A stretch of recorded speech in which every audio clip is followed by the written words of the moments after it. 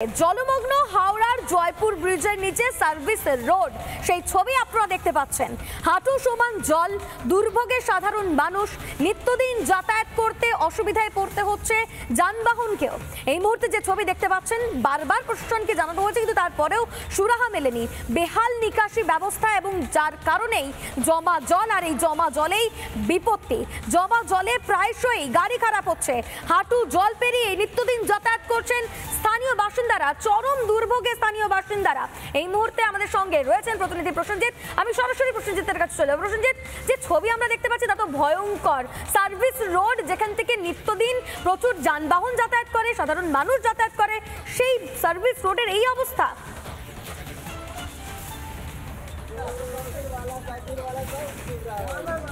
একেবারে আমি তোমাকে দেখাবো যে এই সময় আমি যেখানে দাঁড়িয়ে রয়েছি, একের পর এক গাড়ি খারাপ হয়ে যাচ্ছে।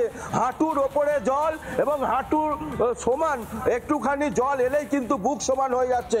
কারণ যে এই জয়পুর সার্ভিস রোডের ওপরে যেভাবে নিকাশি ব্যবস্থার বেহাল দশা, সেই নিকাশির জন্য এই রাস্তাটাতে পুরোপুরি হাঁটু সমান জল। প্রত্যেকটা একের পর এক গাড়ি খারাপ হয়ে গিয়ে গর্তে পড়ে খারাপ হয়ে গেছে। আমি একটু জানার চেষ্টা করব যে গাড়ি খারাপ হয়ে যাচ্ছে কি দাদা, কি হয়েছে, কি সমস্যা?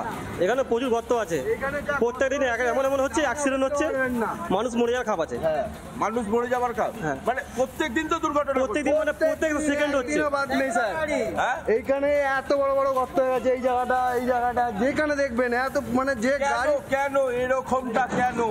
সরকার রাস্তায় ঠিক করছে না। এখানে যেন মানে পাবলিকই থাকে না, নর্মাল জনগণ। এখানে সব নর্মাল লোক, মানে জল মানে আসছে ভেসে চলে যাবে সেরকম অবস্থা। মানে এলাকায় নিকাশি ব্যবস্থা আছে? কিছু নেই, নিকাশির জন্যই কি এই অবস্থা। একেবারে আমি আরো বেশ কিছু জন রয়েছে, তাদের সঙ্গে একটু কথা বলবো। দাদা, কি অবস্থা?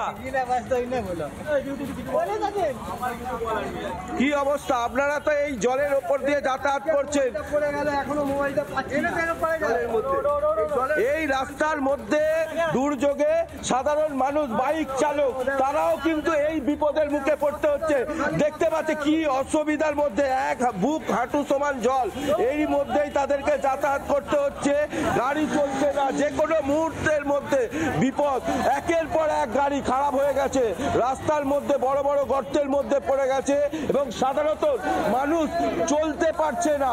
এবং সেই চিত্রই কিন্তু একেবারে সরাসরি, একেবারে রিপাবলিক বাংলার দর্শকদেরকে বলবো, এই জয়পুরের রাস্তার ওপরে সাধারণত মানুষ চলাচলের মতন উপযোগী নয়। দাদা, তোমাদের তো গাড়ি রাত্রির থেকে খারাপ হয়ে রয়েছে নাকি?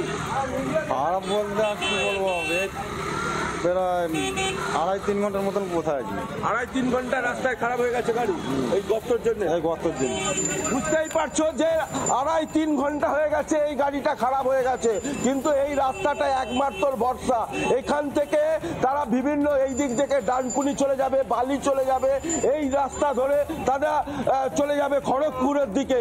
কিন্তু এটা হচ্ছে সার্ভিস রোড, সেই রাস্তা দিয়ে বাস চলতে এবং পথ চলতি মানুষ তারাও কিন্তু যাতায়াত করে। তবে এই মুহূর্তে কিন্তু যেন দীঘার সমুদ্রের মতন চারিদিক দিকে জল আর জল, এবং সেই জলের মধ্যে দিয়ে সাধারণত মানুষ চলাচল করার মতন এই পজিশন নেই। এবং যে কোনো মুহূর্তের মধ্যে এই রাস্তায় পড়ে, গর্তে পড়ে সাধারণ মানুষ কিন্তু বিপাকে পড়ছে। তবে আমি পথ চলতি একটা কাকু, বয়স্ক কাকু, দাদা কি অবস্থা রাস্তা? কিছু বলার, এতে কিছু বলার আছে? চারি জায়গায় এইরকম হয়ে আছে রাস্তা, এতে কিছু বলার নেই। নিকাশি ব্যবস্থা কোথা থাকবে? সরকার করলে তবে তো হবে নিকাশি ব্যাপার। বুঝতেই পারছো যে নিকাশি ব্যবস্থা নেই, এবং সেই নিকাশি ব্যবস্থা না থাকার পরে সরকার কিন্তু এই রাস্তার উপরে কোনো নজরদারি নেই। তার ফলেতে বিপজ্জনকভাবে এই রকমভাবে গাড়ি দুর্যোগে পড়ছে। সাধারণত মানুষ, তারা পথ চলতি মানুষ এই রাস্তা দিয়ে যেতে পারছে না, কারণ তাদেরকে ভয় লাগছে যে কোনো মুহূর্তের মধ্যে তারা কিন্তু বিপদে পড়তে পারে। যে কোনো মুহূর্তের মধ্যে এই রাস্তা ধরে সাধারণ মানুষ যদি যায় তাহলে কিন্তু গর্তে পড়ে তাদের মৃত্যু হতে পারে। এরকমটাই কিন্তু সাধারণ মানুষ জানাচ্ছে। যে এই রাস্তা অত্যন্ত গুরুত্বপূর্ণ রাস্তা এবং প্রতিদিন প্রচুর মানুষ, প্রচুর যানবাহন এই রাস্তা দিয়ে যাতায়াত করে। যারা নিত্য যাত্রীরা রয়েছেন বা সাধারণ মানুষ রয়েছেন, তারা কি বলছেন? তার কারণ এটা রাস্তা না নদী, বোঝা দায় হয়ে উঠছে। তো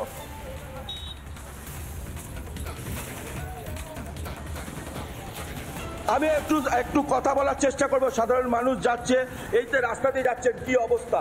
রাস্তা তো জলে ভর্তি, পুরো রাস্তা খারাপ হয়ে গেছে, ডুবে যাচ্ছে তো সব গাড়ি বাড়ি। আর কি করে যাব, পরিস্থিতি তো খুবই খারাপ।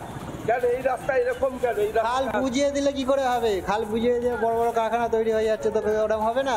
ওই জন্যই তো হচ্ছে।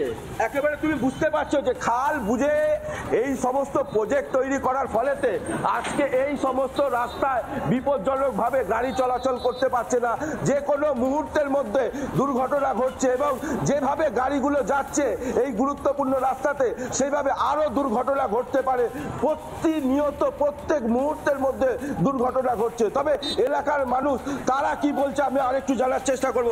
দাদা, গাড়ি নিয়ে তো উপর দিয়ে যাচ্ছেন, বিশাল অসুবিধা। প্রশাসনের কোনো ভূমিকা নেই এখানে, দেখতে পাচ্ছি মানে রেগুলার তো একটা করে গাড়ি পড়ছে, অ্যাক্সিডেন্ট হচ্ছে, সাইকেল নিয়ে পড়ছে, বাইক নিয়ে পড়ছে। আমরা যে কিভাবে আসছি, আমরা এখানে অফিসে আসি রেগুলার, মানে বিশালভাবে কন্ডিশন খারাপ আমাদের, রেগুলার এইভাবে আসতে হচ্ছে।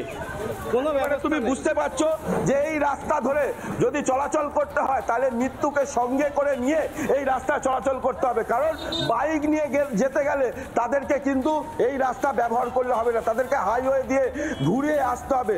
কারণ যেভাবে গাড়ি একের পর এক খারাপ হয়ে যাচ্ছে, একের পর এক গাড়ি গর্তয়ে পড়ে গিয়ে তাদের যান্ত্রিক যে গন্ডগোল হয়ে যাচ্ছে, তার ফলে একটা চরম ভোগান্তির শিকার হতে হচ্ছে এই রাস্তাতে।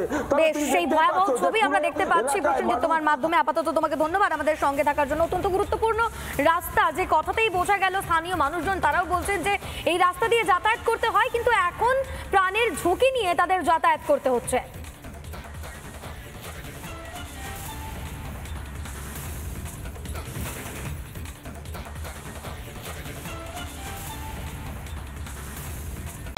নানা ধরনের কন্টেন্ট দেখার জন্য লাইক করুন, শেয়ার করুন আমাদের ফেসবুক পেজ, সাবস্ক্রাইব করুন আমাদের ইউটিউব চ্যানেল।